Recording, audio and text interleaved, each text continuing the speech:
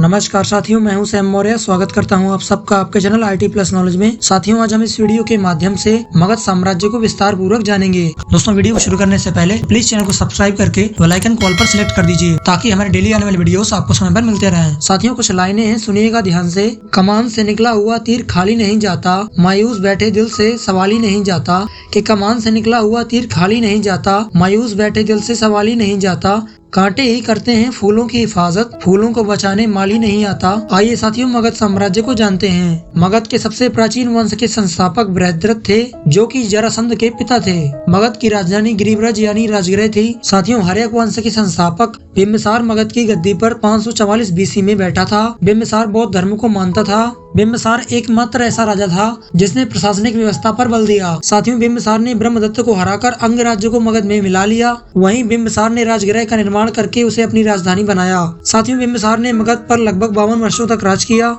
गौतम बुद्ध की सेवा में बिंबिसार ने राज्य वैद्य जीवक को भेजा था। वहीं दूसरी ओर जब अवंती के राजा प्रद्योत पांडु रोग से पीड़ित थे, तब भी बिंबिसार ने उनकी सेवा में जीवक को भेजा था। साथियों, बिंबिसार ने वैवाहिक संबंध स्थापित करके अपने साम्राज्य का विस्तार किया। इसने कौशल नरेश प्रसेनजित की बहन महाकोशला, वैशाली के चेटक की पुत्री चेलना तथा मद्र यानी पंजाब की राजकुमारी क्षेमा से विवाह किया। बिंबिसार की हत्या उसके पुत्र अजातशत्रु के द्वारा 493 BC में कर दी गई, जिसके बाद अजातशत्रु मगध की गद्दी पर बैठा। अजातशत्रु का उपनाम कुड़िक था। वह शुरुआत में जैन धर्म का अनुयायी था। अजातशत्रु ने 32 वर्षों तक मगध पर शासन किया। साथियों, अजातशत्रु ने अपने सुयोग्य मंत्री वर्षकार की सहायता से वैशाली पर विजय प्राप्त की। इसके बाद 461 BC में उदयन अपने पिता अजातशत्रु की हत्या कर मगध की गद्दी पर बैठा। साथियों, उदयन ने पाटिल ग्राम की स्थापना की। अपने पिता की तरह उदयन भी जैन धर्म का अनुयायी था। साथियों, हर्यक वंश का अंतिम राजा उदयन का पुत्र नागदशक था। नागदशक को उसके अमात्य शिशुनाग ने 412 BC में अभ्यस्त करके मगध पर शिशुनाग वंश की स्थापना की। शिशुनाग ने अपनी राजधानी पाटलिपुत्र से हटाकर वैशाली स्थापित की। इसके बाद शिशुनाग का उत्तराधिकारी पुनः राजधानी पाटलिपुत्र ले गया। साथियों, शिशुनाग वंश का अंतिम राजा नंदीवर्धन था। नंदीवर्धन के बाद महापद्मनंद ने मगध पर नंद वंश की स्थापना की। नंद वंश का अंतिम राजा घनानंद था। घनानंद सिकंदर के समकालीन था। घनानंद को पराजित करके चंद्रगुप्त मौर्य ने मौर्य वंश की स्थापना की। साथियों, यहाँ तक मगध साम्राज्य की सभी महत्वपूर्ण जानकारी समाप्त होती हैं। साथियों, यदि आप भी अपने जीवन में